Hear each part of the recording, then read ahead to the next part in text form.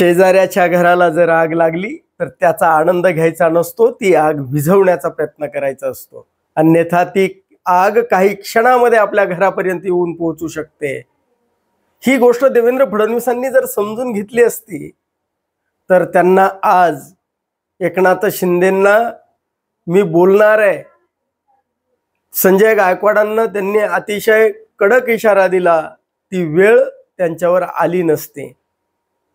अजित पवारांच्या अर्थ खात्याला सर्वात नालायक खातं म्हणणारे गुलाबराव पाटील, ती त्यावेळी जर वेळीच योग्य दखल घेतली असती.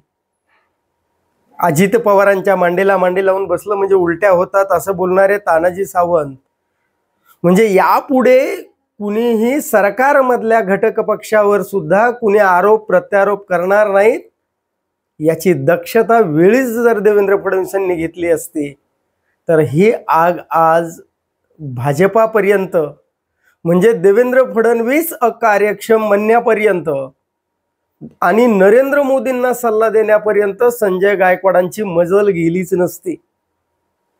आणि आज देवेंद्र फडणवीस त्या संजय गायकवाडांना इशारा देत आहेत आणि एकनाथ शिंदेंना सांगणार आहेत असं म्हणतायत, जर त्यांनी आता ऐकलं नाही तर त्यांच्यावर कडक कारवाई केली जाईल असाही इशारा देवेंद्र फडणवीस यांनी दिलेला आहे. अजित पवारांचं अर्थ मंत्रालय सर्वात नालायक आहे असं ज्यावेळी गुलाबराव पाटील बोलले त्यावेळीच जर हा देवेंद्र फडणवीसांनी आज दिलेला इशारा दिला असता तर ती मजल आज इथपर्यंत गेली नसती. आणि जर आता काल परवा ह्या नीलमताई गोरे बीडमध्ये आल्यानंतर त्या जे काही बोलल्या ते सुद्धा पोलीस आणि कायदा व्यवस्था किती ढासळलेली आहे हे त्या बोलून गेल्या. त्यांनाही देवेंद्र फडणवीसांनी त्यांच्याकडेही कानाडोळा केला. त्या म्हणाल्या की या ज्या पवनचक्क्या आहेत त्यांच्या विरोधामध्ये उभं राहून सुद्धा शिंदेचे जिल्हा प्रमुख जिवंत आहेत, ते यासाठी त्यांचं अभिनंदन. म्हणजे देवेंद्र फडणवीस गृहमंत्री म्हणून कायदा व्यवस्था राखण्यास सक्षम ठरले असं त्यांनी बोलून गेल्या होत्या. म्हणजे छोटी आग आहे तिच्याकडं सुद्धा दुर्लक्ष करायचं नसतं, नाहीतर ती अकराळ विकराळ स्वरूप धारण करायला वेळ घेत नसते. आणि आता तीच गोष्ट झाली. संजय गायकवाड हे जे आहेत ते काय बोलले, ते म्हणले की पोलीस खातं हे जगातील सर्वात भ्रष्ट आणि सर्वात कार्यक्षम असं कोणतं खातं असेल तर ते पोलीस खातं. म्हणजे पर्यायानं देवेंद्र फडणवीस हे अकार्यक्षम आहेत असं ते बोलून गेलेले आहेत.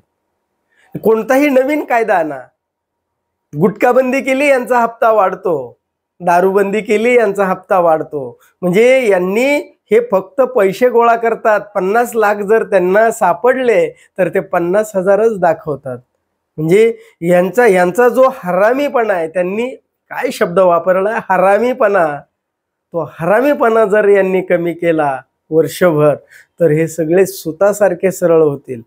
पोलीस डिपार्टमेंट म्हणजे कोणताही शासनाने कायदा केला की यांचा एक हप्ता वाढला, गुटखाबंदी केली की याने गुटखा तयारचा यांचा हप्ता वाढला, दारू बंद केली की याने चालू करायची हप्ता वाढला. 2 पोलीस कॉन्स्टेबल असे होते बुलढाण्यामध्ये शहरात सिटीला की त्यांची चोरांसोबत पार्टनरशिप होती. 50 लाख कधी पकडले ते 50,000 दाखवतात. राज्यात मध्ये खरोखर या देशातल्या पोलिसांनी इमानदारीने जर काम कधी केलं, याने कधी म्हणलं नाही 1 वर्ष बघते मी काहीच हरामीपणा करणार नाही, इमानदारी ड्युटी करीन, तर सगळे सुतासारखे सरळ होऊन जाते.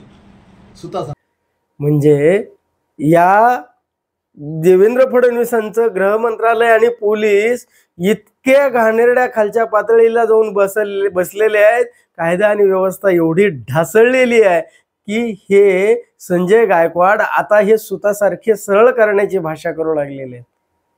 आणि ते केवळ देवेंद्र फडणवीसांनाच त्यांनी अशा पद्धतीनं बोलले नाहीत, तर त्यांनी नरेंद्र मोदींना सुद्धा सल्ला देण्यापर्यंत त्यांची मजल गेली आहे. आपल्या मार्फत निरोप द्यायचा, मेसेज द्यायचा आहे की निर्णय घ्यायचा असेल तर इस्रायलच्या प्रधानमंत्र्यासारखा घ्यायला पाहिजे. त्यांच्या घरात घुसून मारलं तर दुसऱ्या दिवशी यांनी आजपर्यंत त्याचा बदलाच कार्यक्रम चालू आहे. एकदा पीओके खतम करून टाका ना, आणि बाकीचं पीओकेला ताब्यात घ्या, मग बाउंड्री करा.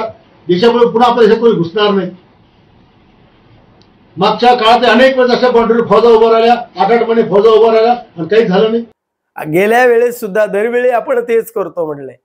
गेल्या वेळी सुद्धा आपल्यावर हल्ला झाला, आपण काय केलं, 8 महिने फौजा टाईट ठेवल्या म्हणले सीमेवर, आणि काय केलं तर काहीच झालं नाही. आणि ते पाणी बंद वगैरे करून काय होत असतं का म्हणले. पाणी वगैरे बंद करायची गरज नाही म्हणले. आतमध्ये घुसायचं, पीओके घ्यायचं आणि हे कायमचा 2 म्हणजे करून टाकायचे पाकिस्तानचे तुकडे आणि पीओके आपल्याकडे घेऊन टाकायचं, म्हणजे हा प्रश्न कायमचा सोडवायचा. ते इस्रायलच्या पंतप्रधानाकडून शिका म्हटले जरा काही. मग आता जी आग छोटी होती तीच जर वेळीच दखल घेतली असती देवेंद्र फडणवीसांनी, तर ती आग त्यांच्या स्वतःपर्यंत आणि नरेंद्र मोदीपर्यंत जाऊन पोहोचलीच नसती ना.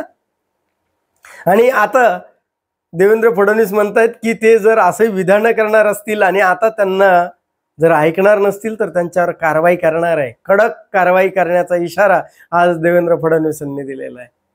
म्हणजे आणि ते म्हणाले की मी आता एकनाथ शिंदेंना सांगणार आहे की त्यांनी आता त्यांना समज द्यावी. हीच गोष्ट अजित पवार यांच्या खात्याला ज्यावेळी गुलाबराव पाटील बोलले, ज्यावेळेस तानाजी सावंत बोलले की मला उलट्या होतात आम्हाला त्यांच्याबरोबर बसण्यामध्ये, तरी ते बसतच होते.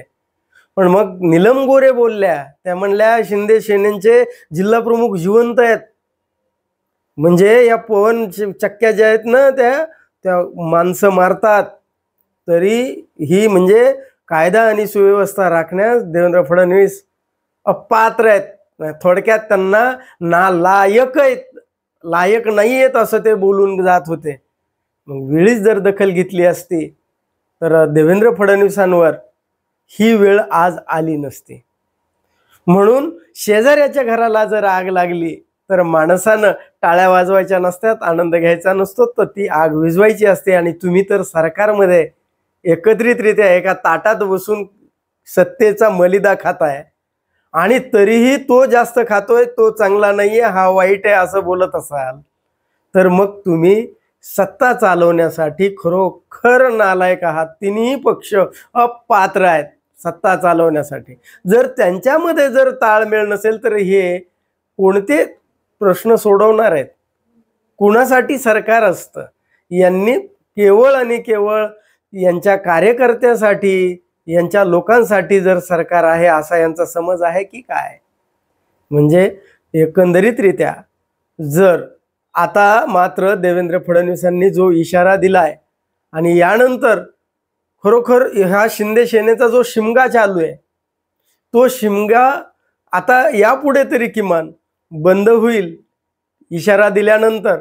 का जसं अतुल सावे म्हणाले, ज्यांनी गरज नाही त्यांना बाहेरचा रस्ता दाखवायचा, त्यांनी बाहेरचा रस्ता धरावा, आमच्याकडं प्रचंड बहुमत आहे, तुमची आम्हाला गरज नाही असं सांगण्याची वेळ भविष्यात येईल का शिंदे सेना आता शांत होईल, आता काही बोलणार नाही, कारण देवाभाऊ खवळले म्हणजे आता आपलं काही खरं नाही असं म्हणून ते शांत बसतील, का त्यांना बाहेरचा रस्ता दाखवतील?